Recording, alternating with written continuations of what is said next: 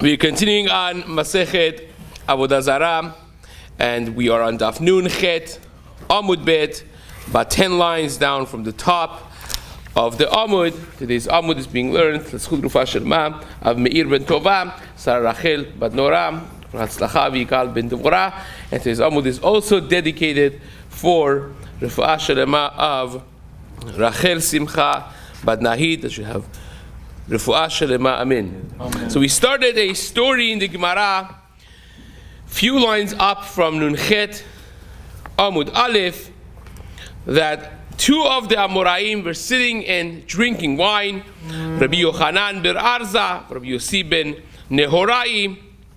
So 7 lines up from the bottom of the Amud, and a fellow comes there that they assumed him to be a Jew, and they asked him to pour some wine for them. He poured, and then it turns out that he was a Oved Kochavim, and now they had a question and machloket between the two of them, one from Mikatzeh Lakatzeh, from one end of the spectrum to the other, one holding that the wine that this fellow poured for them is mutar, even b'shtiyah, you could even drink it, and the other one was of the opinion that it's not only asur b'shtiyah, but it's even asur b'hana'ah. You can't even use it, you have to trash it basically, liyab mamelach. So, says the Gemara, Rabbi Yehoshua ben Levi said, both of them have a point. Each one has a logic to it. The one that holds it's asur, holds that the goy knows that chachamim are not going to be drinking. These are important people. It's like a VIP meeting. They're not going to be drinking grape juice, apple juice. They're definitely doing wine. And therefore, we have to be concerned that him knowing that this is wine, that makes it nesech, and it would be asur b'hana'ah even, because we have to be concerned about maybe he had kavanah for yain nesech, and it's done. And the other one that holds it's mutar even b'shtiyah, says Rabbi Yehoshua ben Levi, he also has a point, because he feels that the goy would think to themselves, he didn't know that the Amoraim did not know that he's a goy. He's like, well, if these important Jews ask me to pour them a drink, it must most definitely be not wine. Because had it been wine, they would not just ask a stranger, especially me, that I'm an Oved Kochavim, they would certainly not ask me to pour it for them. So it must be it's beer, it's some other drink, it's certainly not wine. And the Gemara then says, wait a second, how did they not see the wine? So it was at night. It's not, especially imagining they didn't have the luminance that we have nowadays. At night, you had a little candle, you can't see it. Smell, well, the yayin that is fresh, it doesn't really have that penetrating odor of wine, so that's also not a problem. And then the Gemara said, the final question said, wait a second, but they touched it. Now, how did they touch it? So says the Gemara, V'hakanagabe. So 7 lines down from the top of the Amud, V'hakanagabe. But the goy is touching it, and Rashi understands this is because benatla, with a ladle, they would ladle out of the bucket, the barrel of wine, and they would pour it into glass. So that is considered touching, because again, this goes back to the discussion we had earlier on Daf Nun Zayin Amud Aleph. You remember the story of the goy climbing down from a dekel, from a palm tree, and his lulav touched the wine. You remember that? And we said it's asur. So this is certainly not any worse than that. Here the guy is literally taking with a ladle, pouring into the glass, and that's considered touching. Now this is according to Rashi. There are many Rishonim who have a different girsa back there, and they believe that touching al yedeh davar acher, when you touch through another instrument, not directly touching it, that is not considered nigi'ah. According to them, over here the chashash is that he actually would touch it with his hand. So v'kanagabe, because again, the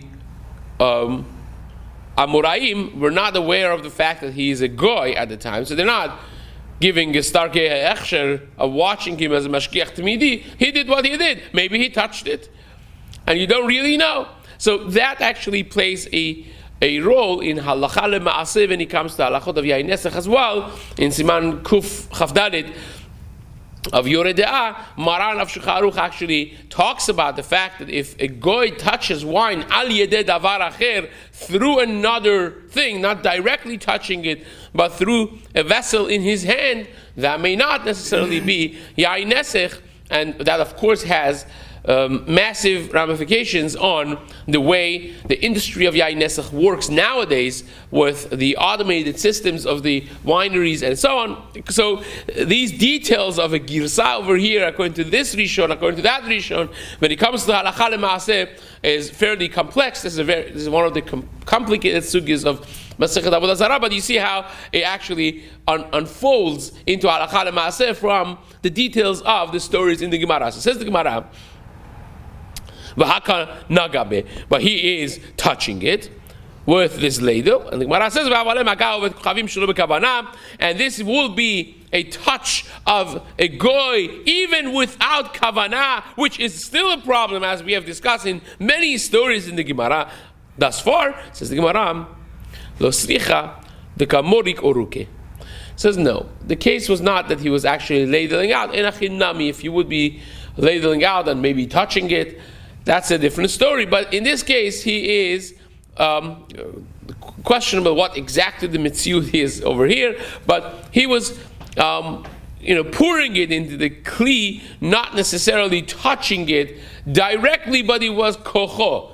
Imagine if it was a spout that he has, and he's opening the faucet, so to speak. So he's not necessarily touching, he is just letting the wine through his indirect power flow and unflow, so to speak. And that would be the question over here, whether or not that is a problem. And this is not his touch, but it is his koach. It is of his power that the wine flows, but it's not through his touch. However, you understand that halachically, again, without getting into too much details of the depth of these conceptual things in the Rishonim, but imagine something that is flowing from your indirect power, but you're not touching it or pouring it directly. So says the Gemara that if you have without kavanah, for sure is mutar, according to everybody.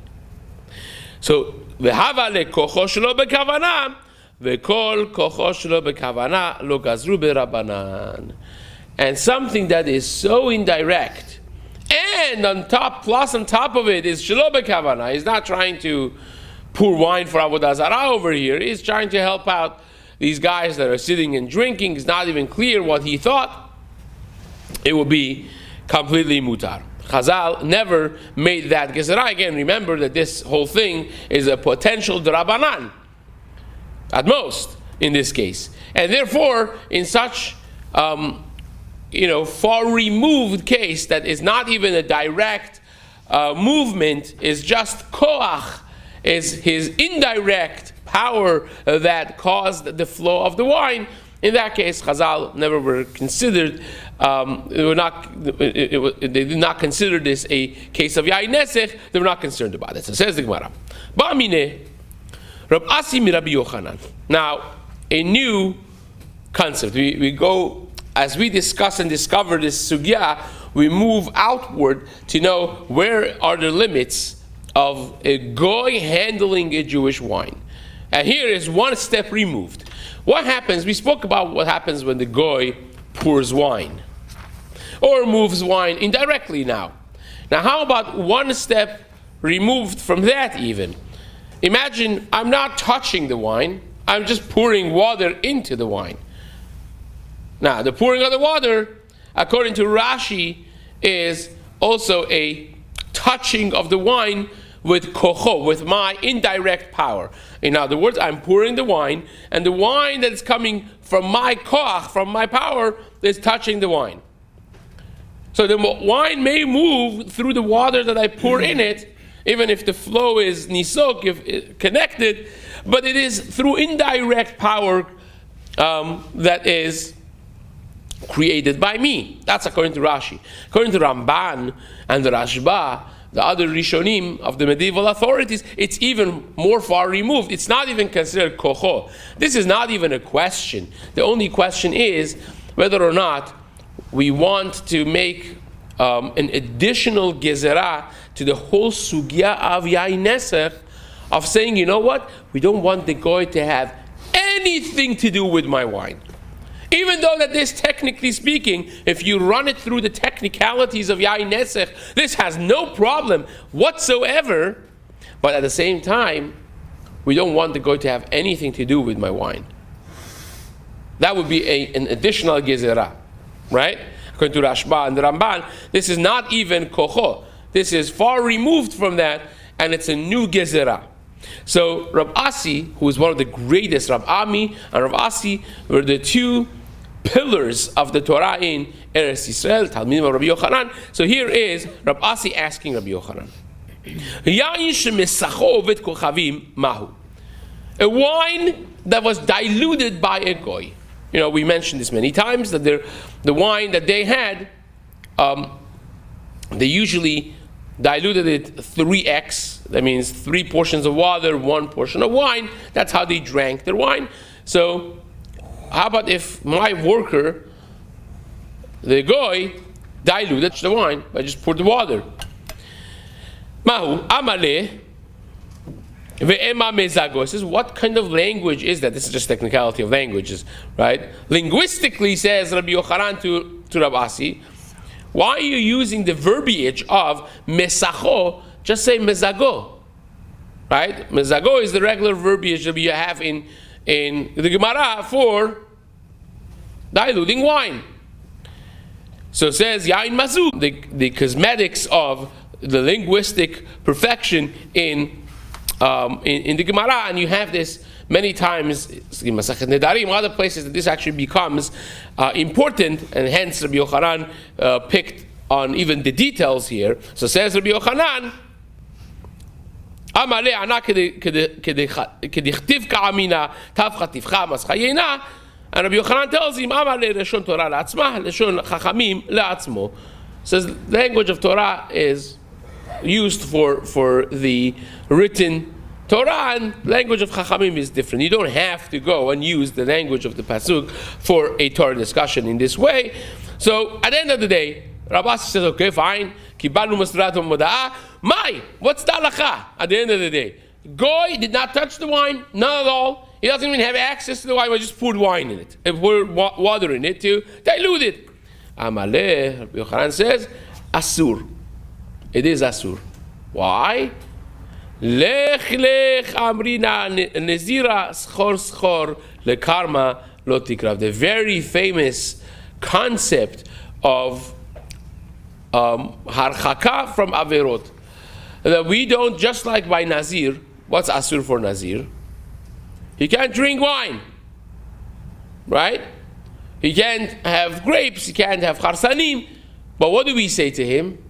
We tell him, don't even go near or through a vineyard. You see a vineyard, you run the other way. You go around it. You don't even enter the vineyard.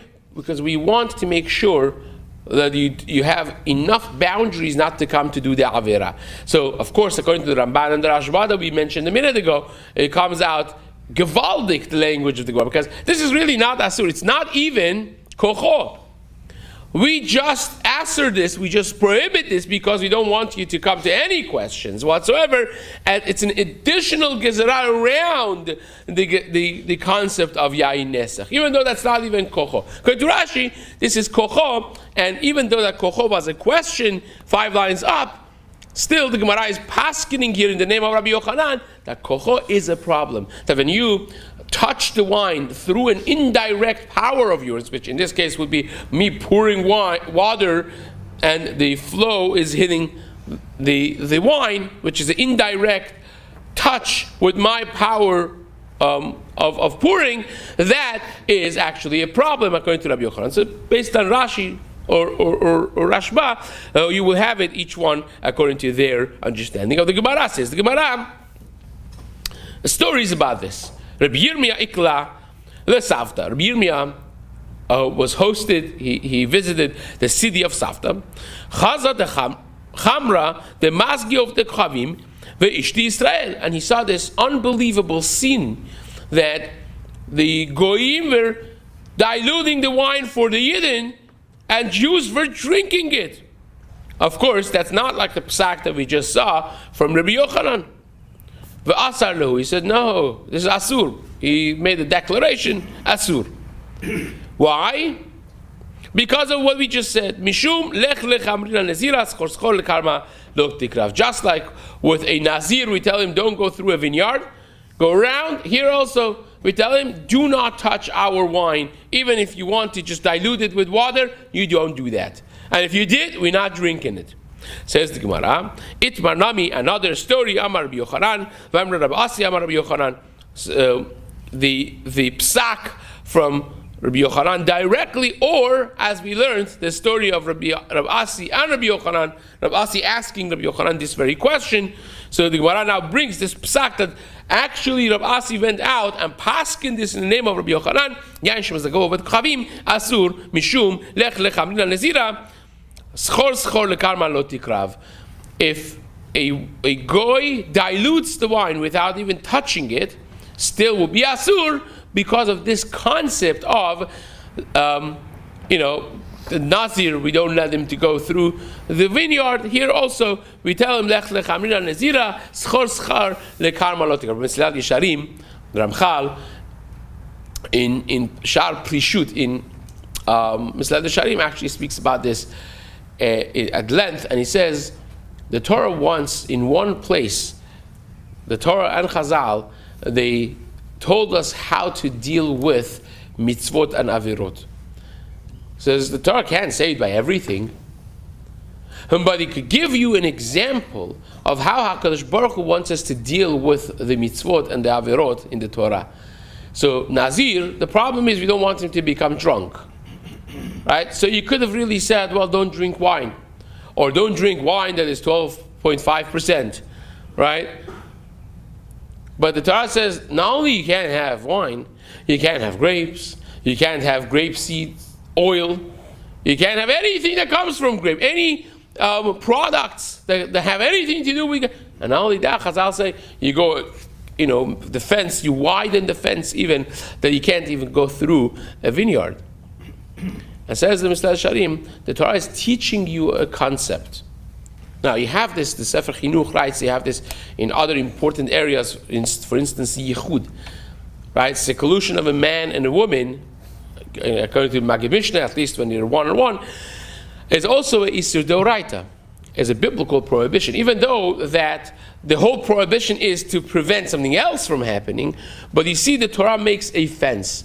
So says the Mesechet Yesharim, the Torah in one place teaches you how to deal with other areas of the Torah. She says, if you want, asu mishmeret lemishmarti, make fences, make sure you have boundaries intact and in place that you ensure keeping of the mitzvot. You ensure not to do any avera, and you ensure to do the proper mitzvot the way they should be done. So says the Mesechet Yesharim, yeah, we're smart people. We understand Hashem says it in one mitzvah, and He means that we should apply it to every other area. And here is one prime example of the Gemara applying that very case to the issue of Yain Nesach, even though that, especially according to Ramban and the Rashba, there's nothing happening over here. It's not even kocho, but nevertheless, we stay away from anything that has to do with Avera, so hence we widen the fence. So says the Gemara.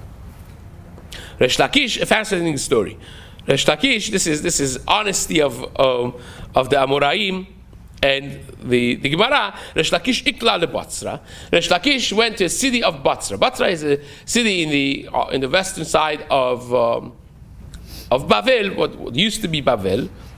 It's not part of Eretz Yisrael, right? Again, Bavel and Eretz Yisrael are very much neighbors in that sense, depending on historical facts of the conquest of different nations and when in the history line you're talking about. But he was in Batzra, which is different than Betzer, which in Tanakh it says Betzer is one of the cities of Eretz Yisrael, in the Gvul, in the boundaries of Eretz Yisrael. But this is Batzra, with a hey at the end, different city. He saw people having fruits and produce without taking masrot and truma, and he's like, whoa, what's happening here? Right? He thought that they're hayav because betzer, batzra, he got confused. He said, oh, he can't do this, asur. Right? And then he saw chaza maya, he saw water, the sakdilu of the khavim, the goyim of the place, they were worshipping the rivers and the water and the sea, like you had by Paro. It's not something new, right? Paro Nilos was a goddess of each Egyptians, and then he saw that the Jews come, cup this water and drink it. And there's another problem. So he started yelling at them. V'asalu, he says, asur, can't do it. When he came back to Eretz Yisrael, to Rabbi Yochanan, his Rebbe, his Chavruta, he's all proud of himself, says, let me tell you what psakim I gave over here. You can't believe what these people, what imbeciles were doing over there in Batzra. Amaleh, Rabbi Yochanan said, oy vavoy, before you take off your coat, turn around, go back and tell them you made a mistake. In both psakim you made a mistake. Go retract your psakim because you're the one that made a mistake. Right? Minhag Yisrael, they actually are correct and you're the one that's mistaken. Amaleh. Once you have your coat on still, before you take it off, Zil Adar, go back there and reverse and retract your psak, because, last line, Betzer lav hainu Botzra. You confused the city of Betzer, which is in Eretz Yisrael, with the city of Botzra, which is in Bavel. They're not mechuyav b'masrot. I have to take trumot to masrot. Umayim shel rabim enesarin. And also, Rabbi Yochanan holds that the water of public is not going to be asur. We discussed this before, that en adam oser davar she'eino shelo, that you cannot asur up something that's not yours. Now the Gemara is going to go through a fascinating discussion that this Resh Lakish did not make a simple mistake in that, because this was water that was separated from the actual river, because the question would be, well, forget about me not prohibiting something that's public domain, but it's mechubar lekarka, when it's river, when it's a sea, it's mechubar lekarka, and we mentioned already that a mechubar lekarka does not become Avodah Zarah, right? Et Elohehem al ha'arim aramim, v'lo ha'arim Elohehem. We had the whole drasha. The Gemara is going to actually debate this in the upcoming Amud. Bezrat Hashem, we'll discuss it in the next shiurim to come.